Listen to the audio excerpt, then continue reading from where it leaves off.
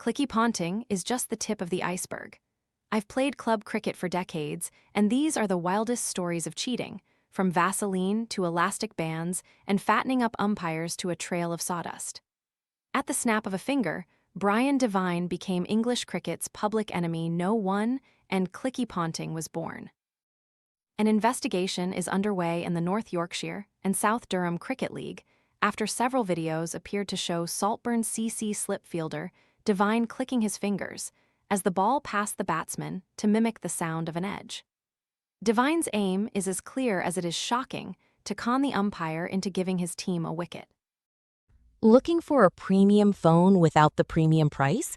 This renewed, unlocked iPhone 14 offers 128 gigabytes of storage, a sharp 6.1-inch display, and 5G capability for around $299. Want to get the best verified deal and see full details? Visit grabdeal.us/6 right now. The spirit of cricket this most definitely is not, and Devine and his team's actions have shocked the cricketing world and his now former sponsor, the local curry house. But Saltburn are hardly the only team over the years to bend the rules and, in some cases, openly break them. The 2018 scandal, which saw 3 Australian cricketers receive long bans for their part in a sandpaper ball tampering plot, and Alex Carey's controversial 2023 Ashes run out of Johnny Bairstow, are high-profile recent examples in international cricket. And similar incidents to Saltburn's have taken place regularly at grassroots level, too.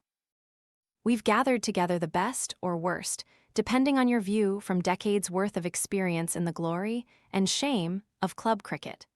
Devine, the man at the center of the Clicky Ponting club cricket scandal. Devine, circled, is being investigated by his local league, with allegations he clicked his fingers when the ball passed an opposition player's bat to simulate the sound of an edge. Sunny Agnihotri played for West Blatchington Cricket Club between 2002 and 2008 and won the Sussex Invitation League Division 1 twice. When they met Crawley Eagles, the opposition would put Vaseline on their bats ahead of the match. The idea was that when the ball nicked the outside edge, it wouldn't make so much noise. "We asked the umpires about it, and they said it's not against the rules," said Agnihotri. "They were also definitely rummaging in their pockets between balls, so we knew something untoward was going on. The dark arts happen a lot."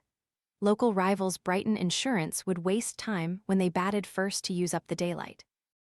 Between a dismissed batsman walking off and a new one replacing him, you had 3 minutes.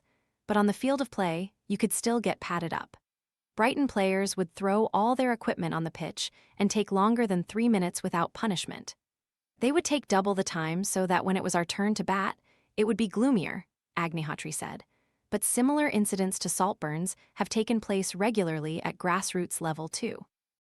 There was an umpire in the Leicestershire leagues during the late 1990s renowned for getting a twitchy trigger finger the closer it got to opening time at the bar. When he started to get really thirsty, he would whisper under his breath, "Next one that hits the pads, give it a big appeal," and when the fielding side did, he duly obliged. A trick of one former Leicestershire Premier Division champion team was to send beers to the umpire's room and offer them sweets while in the field in a bid to get them onside, so decisions would fall in their favor. "Where there's a will, there's a way," said one member of the side. Their wicket-keeper was also known for trying to kick the stumps down and appealing that the batter had been bowled. I remember playing in a county age group match in which one fielder on the team, who went on to become a professional, took a catch on the half-volley and celebrated as though it was clean. Another team in the Leicestershire leagues was once accused of sending the same batsman in twice in different kit, until their plan was foiled when the star man was spotted by the home team scorer through her binoculars.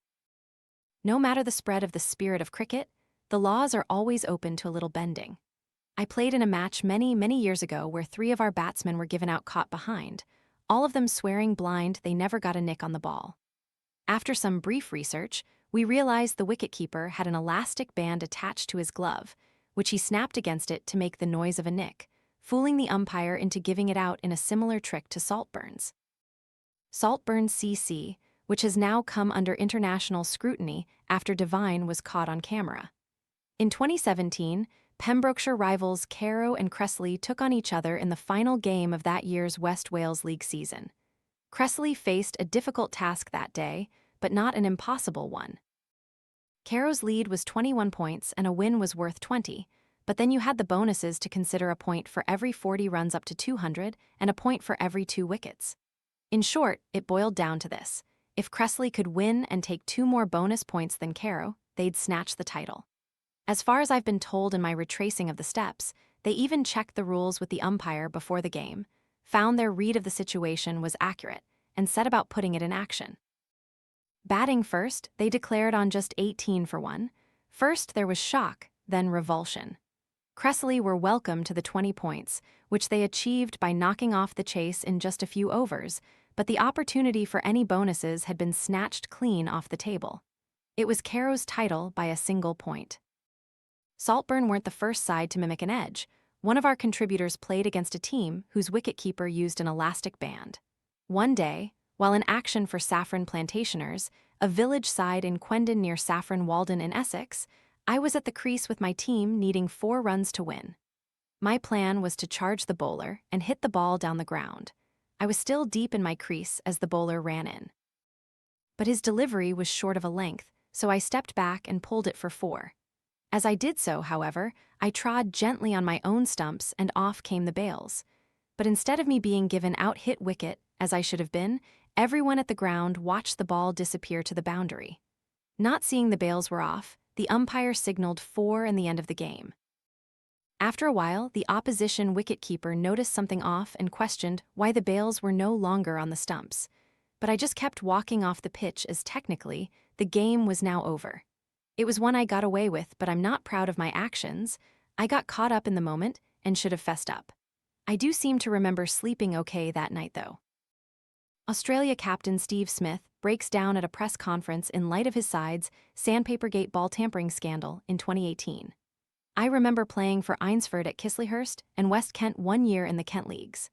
Eynsford were interrupted in their victory charge by a short, sharp shower. After 20 minutes off the field to allow the pitch to dry, the umpires suggested a restart and asked Chisleyhurst to put out some sawdust for the bowlers to allow for better grip. The response from the Chisleyhurst captain was, "Sorry, we haven't got any." Unfortunately for him, a visiting member had seen him put a bag from the club shed into his car boot, leaving a trail of sawdust between the 2 locations. When called out, he had the front to say he knew nothing about it. Not cheating as such, though by way of intimidation it comes close to the line. I distinctly remember my senior debut in the adult leagues. As someone who had a modicum of talent and was playing Northamptonshire junior cricket at the time, I was chucked in alongside grown men aged just 13 in a bid to speed up my development. Cricket is meant to be a sport played by gentlemen, but don't be surprised if you hear a few expletives at a village game, no matter how young the person on the receiving end is. Playing for South Northamptonshire village side Marston St. Lawrence, I faced a tough task against experienced cricketers. Unsurprisingly, given my youth, I struggled with the bat, playing and missing repeatedly. I was as frustrated as anyone on the field, but my tender years didn't stop me getting both barrels from the bowler who I couldn't lay a bat on. "Just hit it, you see asterisk." He shouted at me, his words starting off an unpleasant exchange with my more senior partner at the other end. I was so shocked to be verbally abused at that age, I could not muster a reply. However, in the years since I've thought regularly about what I should have said. If I had my time again, the response would have been, "I'm F***ing trying."